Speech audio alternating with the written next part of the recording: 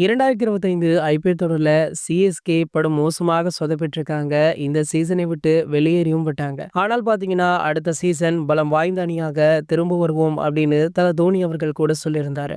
அணியை மேலும் பலப்படுத்தும் நோக்கில அடுத்த வருடத்திற்கான மெகா ஏலத்துல சில திறமையான வீரர்களை அணிக்குள்ள கொண்டு வர சிஎஸ்கே முடிவு பண்ணிருக்காங்களாம். இதனால தேவையில்லாத அதிக தொகை கொண்ட வீரர்களை நீக்க இருக்காங்க.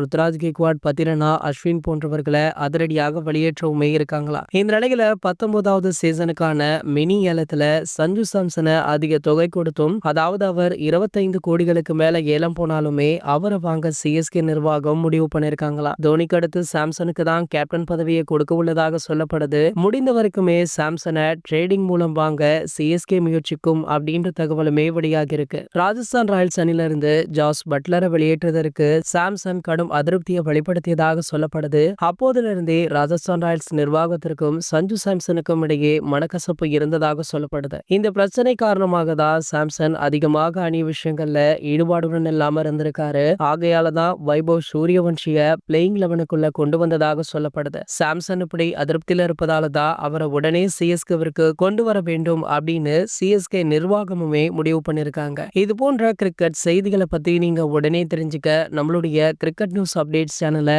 மறக்காம சப்ஸ்கிரைப் பண்ணிக்கோங்க.